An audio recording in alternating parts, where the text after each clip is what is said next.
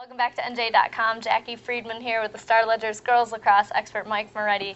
We have the group finals coming up this week, so we have 8 teams in the whole state left playing. Yeah, it's fantastic. It moves very quickly, and now we have the best of the best left standing. So this Thursday we narrow it down to 4. We have 2 locations, 2 doubleheaders. We'll start in Robbinsville, the 3 o'clock game.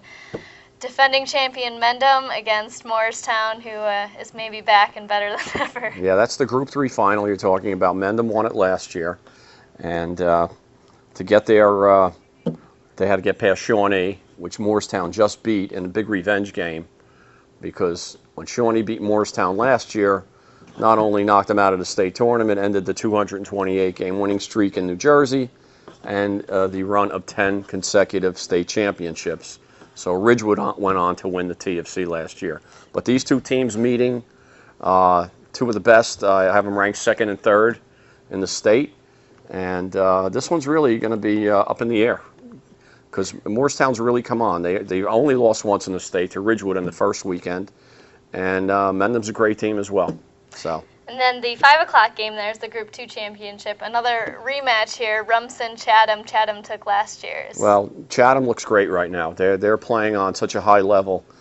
They split with Mendham 2 weeks ago, where Mendham won the Morris County Tournament Championship, and 2 days later, Chatham turned around and beat them in the regular season match. So Chatham is on a roll. They've got a great young team. They've got speed.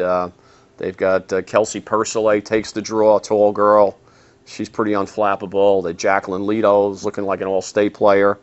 And Rumson has a ton of talent, but since Chatham beat him 17-5 last year, I think it's going to be hard for Rumson to knock off Chatham. Sure. And then our other site is at Ridge. The first game's at 4:30. Starts with the Group 4 championship between number 1 Ridgewood and Washington Township. Well, normally I would say Ridgewood's a slam dunk here, but after what happened last week in the sectional final, Hillsborough goes up by 7 goals in the second half at Ridgewood, and then Ridgewood scores the final 8 goals of the game to win the section and make it here to the Group 4 final.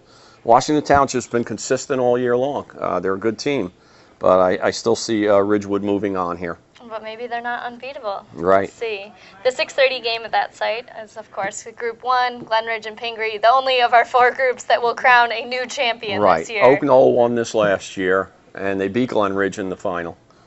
So Glenridge turned around and beat Oak Knoll in the sectional semifinal, then beat Mountain Lakes, good Mountain Lakes team. So Glenridge is looking pretty strong. And in their opponent, Pingree, you have the surprise team of the whole tournament. They're just barely above 500. But Emily Damstrom is a tremendous player. She's added so much. She has a soccer scholarship to Villanova. She's only a junior, but she's really a fine player who has led Pingree to a sectional championship as a number 6 seed. Well, this time of year, it's all about just winning one more game. So we'll be back next week to talk about the Tournament of Champions. Keep coming back to NJ.com and the Star Ledger. He's Mike Moretti. I'm Jackie Friedman. We'll see you next time.